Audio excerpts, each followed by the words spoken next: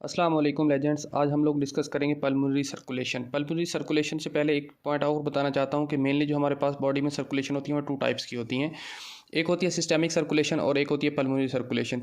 Systematic circulation जो है इसके बारे में थोड़ा सा टच दिया था मैंने जब कार्डियक सिस्टम पढ़ाया, तो हम मेनली पल्मोनरी सिस्टम या रिस्पिरेटरी सिस्टम की तरफ मूव कर रहे हैं आगे। तो आज को जो फर्स्ट टॉपिक है वो पल्मोनरी सर्कुलेशन, ठीक है। तो पल्मोनरी सर्कुलेशन होती क्या है, ये कहाँ से स्टार्ट होती है और कहाँ तक जाती है। उसके लिए ये है कि हमारे राइट हार्ट से स्टार्ट होकर लंग्स से मूव करते हुए हमारे लेफ़्ट हार्ट में आ जाती है। कैसे? हमारा ये देखें, मैंने ये लेफ़्ट हार्ट ड्रा किया, ये राइट हार्ट ड्रा किया। अगर नॉर्मली आपको सर्कुलेशन नहीं पता कि सर्कुलेशन जो सिस्टमेटिक और पल्मोनरी सर्कुलेशन है, कंबाइंड कंप्लीट सर्कुलेशन कैसे होती है, तो वो ये देखें कि सबसे पहले जो हमारे पास लेफ़्ट वेंट्रिकल से ब्लड जाता है बॉडी में, बॉडी से ब्लड आता है फिर हमारे पास राइट हार्ट में, और राइट हार्ट के बाद हमारे पास ब्लड जाता है लंग्स में, और लंग्स से वापस आकर लेफ़्ट हार्ट में आ जाता है। लेफ़्ट हार्ट और राइट हार्ट के टू पार्ट्स होते हैं लाइक एज एट्रियम और वेंट्रिकल्स, ठीक है। तो आज हम पल्मोनरी सर्कुलेशन के बारे में डिस्कस कर रहे हैं। तो पल्मोनरी सर्कुलेशन जो है हमारे राइट हार्ट में जो हमारा अपर वेना केवा और लोअर वेना केवा ब्लड लेकर आता है राइट एट्रियम में, राइट एट्रियम से ब्लड मूव करता है राइट वेंट्रिकल में, राइट वेंट्रिकल या राइट हार्ट से लेकर थ्रू लंग्स, लंग्स में कैसे ब्लड कैसे एक्सचेंजेस होती हैं, उसके बाद वापस आकर हमारे पास लेफ़्ट साइड पर लेफ़्ट एट्रियम में और लेफ़्ट वेंट्रिकल में ब्लड कैसे इंटर हो जाता है। ये सर्कुलेशन जो है ये पल्मोनरी सर्कुलेशन कहलाती है। ये शार्टर सर्कुलेशन है। मीन के जो हमारी सिस्टेमिक सर्कुलेशन है वो हमारे एओर्टा से लेकर पूरी बॉडी के हर सेल हर टिश्यू तक वो ब्लड सप्लाई करती है। उसके बाद फिर वापस घूमकर हमारे पास राइट साइड पे आती है। लेकिन जो हमारे पास पल्मोनरी सर्कुलेशन है ये सिर्फ राइट साइड ऑफ हार्ट से स्टार्ट होकर जस्ट लंग्स के थ्रू गुजरती हुई अगेन हार्ट में आ जाती है। तो ये स्मॉल सर्कुलेशन है जो कि पल्मोनरी सर्कुलेशन है, ठीक है। जो हमारा पल्मोनरी सिस्टम में कैपिलरीज का जो ब्लड प्रेशर होता है, मीन प्रेशर जो होता है वो सिस्टमेटिक में होता है 7, और जो हमारे पास पल्मोनरी जो है उसमें होता है 7 मिलीमीटर ऑफ मर्करी, और जो हमारे पास सिस्टमिक सिस्टम की कैपिलरीज होती हैं उसमें 20 मिलीमीटर ऑफ मर्करी होता है, ठीक है।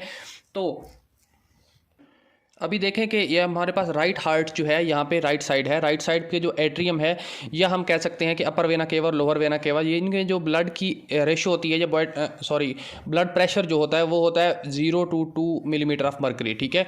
जब ये 0 to 2 मिलीमीटर ऑफ मर्करी होता है उसके बाद आगे फर्दर मूव करते हैं और देखते हैं उसके बाद जो है आगे जो हमारा ब्लड प्रेशर है वो राइट एट्रियम में मूव करता है। राइट एट्रियम और वेना केवा के दरमियान कोई वाल्व प्रेजेंट नहीं होते, इस वजह से जो वेना केवा का प्रेशर होता है same as that atrium right atrium का प्रेशर होता है, ठीक है। उसके बाद ये हमारे पास वेंट्रिकल में मूव करती है, और वेंट्रिकल में इसका नॉर्मली प्रेशर जो होता है वो 8 से स्टार्ट होकर 25 तक जाता है, ठीक है। और सेम एज दैट 8 से 25 तक जो प्रेशर होता है, सेम जो प्रेशर होता है वो ट्रांसफ़र हो जाता है पल्मोनरी आर्टरी में, ठीक है। एक चीज़ और आपको क्लियर कर दूँ यहाँ पे कि आर्टरी की डेफिनेशन क्या होती है और वेन की डेफिनेशन क्या होती है, ठीक है। हमारे पास नॉर्मली जो हार्ट होता है, हार्ट से जो ब्लड अवे लेके जा रही होती है वो आर्टरी होती है, और हार्ट की तरफ जो ब्लड लेके आ रही होती है वो वेन होती है, ठीक है। ये कंसेप्ट क्लियर रखना है, क्योंकि जब ये पल्मोनरी सिस्टम में आता है तो ये पल्मोनरी आर्टरी होती है जो जिसमें डीऑक्सीजनेटेड ब्लड जा रहा होता है, क्योंकि ये जो ब्लड आ रहा है ये फ्रॉम द बॉडी है, फ्रॉम द बॉडी यहाँ पे कलेक्ट होता है, कलेक्ट होने के बाद यहाँ पे इस तरफ मूव करता है। ये पल्मोनरी आर्टरी है जो कि हार्ट से दूर लेके जा रही है ब्लड को, ठीक है। ये पल्मोनरी आर्टरी है और इसमें डीऑक्सीजनेटेड ब्लड होता है। उसके बाद ये थ्रू द लंग्स मूव करता है, और आगे जो इस तरफ निकलती है वो है पल्मोनरी वेन। अभी ये वेन है हार्ट की तरफ ब्लड लेके आ रही है, लेकिन इस वेन के अंदर जो पल्मोनरी वेन है इसके अंदर ऑक्सीजनेटेड ब्लड होता है, ठीक है। तो ये थोड़ी कंफ्यूजन होती है, तो इसको माइंड में क्लियर कर लेना है अभी कि पल्मोनरी आर्टरी जो है, आर्टरी हमेशा ब्लड जो हार्ट से दूर लेके जाती है, तो पल्मोनरी आर्टरी जो है इसमें डीऑक्सीजनेटेड ब्लड है, लेकिन पल्मोनरी वेन जो है इसमें ऑक्सीजनेटेड ब्लड है जो कि हमारे राइट हार्ट की तरफ लेकर आती है, ठीक है। तो ये थी pressure changes few. Again repeat कर देता हूँ कि 0 to 2 मिलीमीटर ऑफ मर्करी जो है हमारे पास राइट एट्रियम में, 8 to 25 जो है राइट वेंट्रिकल में, पल्मोनरी आर्टरी में 8 to 25, हमारे लंग्स में जो कैपिलरीज होती हैं उनमें होता है 7 मिलीमीटर ऑफ मर्करी, और आगे जो मूव करके आती हैं पल्मोनरी वेन इसके अंदर 0 to 5 होता है, और हमारा same as that left atrium जो होता है इसमें भी 0 to 5 होता है, और जो हमारा लेफ्ट वेंट्रिकल है इसमें प्रेशर होता है 80 to 120, और यही प्रेशर आयोटा में शिफ्ट होता है और आयोटा से पूरी बॉडी में जाता है। जब हम ब्लड प्रेशर चेक करते हैं तो हम कहते हैं कि 80 to 120 जो है ये नॉर्मल ब्लड प्रेशर है, जो कि हमारा लेफ्ट एट्रियम से मूव करता हुआ एओर्टा में और थ्रू बॉडी में चला जाता है, ठीक है। इसके आगे इसके थोड़े फंक्शंस देखते हैं कि हम जो पल्मोनरी सर्कुलेशन है ये किस लिए होती है और इसके मेन फंक्शंस क्या हैं, ये क्या काम करती है हमारी पल्मोनरी सर्कुलेशन। फंक्शंस में हम देखते हैं इसका कि जो पल्मोनरी सर्कुलेशन है इसमें सबसे पहले तो गैसेज एक्सचेंज होती हैं, ठीक है। जो पल्मोनरी सर्कुलेशन है यहाँ से जो ब्लड डीऑक्सीनेटेड जाता है वो आगे यहाँ पे अपनी गैसेज एक्सचेंज करके कार्बन डाइऑक्साइड को थ्रू द लंग्स बाहर भेज देता है और हमारी जो ऑक्सीजन होता है उसको इन्वॉल्व करके हमारे जो ब्लड है उसके अंदर इंटर हो जाती है थ्रू द हीमोग्लोबिन। ये haemoglobin and red blood cells ये हमारे आगे बॉडी में मूव कर जाती है। हम रेड ब्लड सेल्स और हीमोग्लोबिन के बारे में डिटेल पढ़ेंगे, लेकिन अभी के लिए ये है कि ये गैसेज एक्सचेंज के लिए होती है पल्मोनरी सर्कुलेशन, ठीक है। सेकंड है कि हमारे पास 70 ml ब्लड जो होता है वो ऑलवेज रिजर्व ब्लड रहता है हमारी पल्मोनरी वेन के अंदर। देखें अभी नॉर्मली अगर फॉर एग्जांपल यहाँ पे कोई ब्लॉक आ जाता है, यहाँ पे कोई ब्लॉक आ जाता है या इसके अंदर कोई ब्लॉक आ जाता है और हमारे पास जो प्रॉपर ब्लड सप्लाई है वो यहाँ पे नहीं आ रही, ठीक है, तो हमारा जो 70 ml ब्लड है जब तक ये प्रॉब्लम सॉल्व नहीं होता या जब तक ये अगर थोड़ा सा ब्लॉक आया है या थोड़ी वेट के लिए या थोड़े वक्त के लिए ये जो है ब्लड सप्लाई रुकी है, तो तब तक ये 70 ml जो रिजर्व ब्लड है वो यूज़ हो जाएगा बॉडी की तरफ, ठीक है। अगेन ये पॉइंट रिपीट करता हूँ, क्या है कि हमारा जो पल्मोनरी वेन है इसके अंदर 70 मिलीलीटर ब्लड ऑलवेज सिक्योर रहता है आउट ऑफ 500 मिलीलीटर। मीन कि हमारे पास टोटल 5 लीटर होता है, 5 लीटर ब्लड जो है हमारे पास नॉर्मली बॉडी में होता है, तो उसमें से 70 मिलीलीटर जो है वो हमारे पास ऑलवेज रिजर्व रहता है पल्मोनरी वेन के अंदर किसी भी एमरजेंसी सिचुएशन के लिए, ठीक है। इसके अलावा हमारे पास जो है लंग्स जो होते हैं वो कन्वर्ट करते हैं एंजियोटेंसिन 1 एंजाइम होता है एक, उसको कन्वर्ट कर देते हैं एंजियोटेंसिन 2 में, ठीक है। ये रास सिस्टम है, renin angiotensin converting enzyme system, उसको हम डिटेल में डिस्कस करेंगे, लेकिन अभी के लिए ये कर लें कि हमारी ब्लड प्रेशर जो होता है उसको मेंटेन करने के लिए भी लंग्स अपना काम करते हैं और उनमें लंग्स के अंदर जो है एंडोथेलियल सेल्स होते हैं और वो मेटाबॉलिक फंक्शंस भी परफॉर्म करते हैं, ठीक है। आगे है कि हमारे पास जो ये लंग्स होते हैं ये एक किस्म के वेजोडाइलेटर भी होते हैं। कैसे वेजोडाइलेटर होते हैं? ये ब्रेडिकाइनिन एक एंजाइम होता है, एंजियोटेंसिन एक एंजाइम होता है, वो जो वर्क करता है ब्रेडिकाइनिन पे और इसको कन्वर्ट कर देता है ब्रेडिकाइनेज पे, ठीक है। जो ब्रेडिकाइनेज है ये एज अ वेजोडाइलेटर काम करता है और जो वेसल्स होती हैं उनको डायलेट करने के लिए काम आता है, ठीक है। इसके अलावा जो हमारा रिस्पिरेटरी सिस्टम है या हम कह सकते हैं कि पल्मोनरी सिस्टम है, ये फिल्ट्रेशन का भी काम करता है, ठीक है। हमारे पास कोई भी अगर एयर ब्लॉक, एयर एम्बोलिज्म हो गया है या इसके अलावा थ्रोम्बोसिस हो गया है या किसी भी किस्म का ब्लड के अंदर कोई भी एबनॉर्मलिटीज़ आ गई हैं, तो वो इनको फिल्टर करके साइड पे कर देता है और बाकी का ब्लड जो है क्लियर करके आगे मूव कर देता है, ठीक है। और अगर हमारा ये जो ब्लड जब फिल्टर हो रहा है तो उस वक्त अगर कोई भी एक कैंसर सेल जो है वो आके फिल्टर हो गया और वो वहाँ पे डिपॉजिट हो गया, तो उसके अलावा बहुत से चांसेस हैं मेटास्टेसिस के कि हमारे लंग्स के अंदर भी कैंसर हो जाए, ठीक है।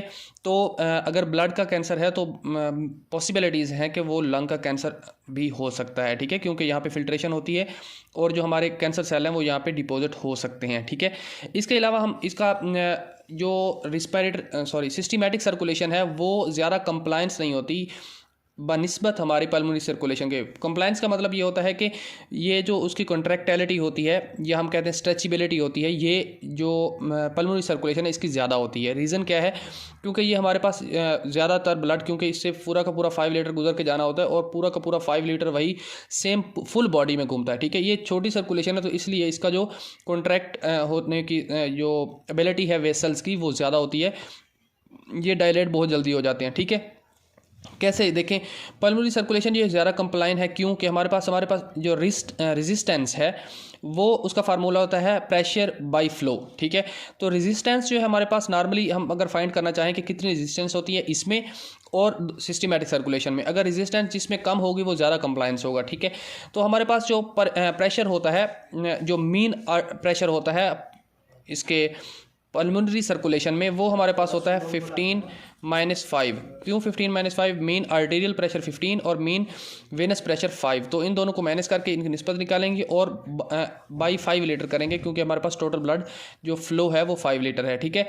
तो इसको जो हम इक्वल करेंगे तो ये आएगा 10/5, ठीक है। तो इसकी जो ये रेशो बन रही है 10/5 की, ये आगे इसको देख लेते हैं, फिर उस रेशियो को भी डिस्कस करते हैं। सिस्टमैटिक सर्कुलेशन में जो हमारा प्रेशर होता है वो मीन प्रेशर जो होता है हमारे पास नॉर्मली आर्टीरियल प्रेशर जो होता है वो होता है 93 और मीन वेनस प्रेशर जो होता है वो होता है 91, ठीक है। तो फ्लो सेम एज दैट, यहाँ पे 5 लीटर वहाँ से गुजर रहा था, same as that systematic circulation से भी 5 लीटर ही गुजरेगा, ठीक है। तो ये जो हमारे पास आ रही है एक रेशो आ रही है वो है 2/5 की, ठीक है।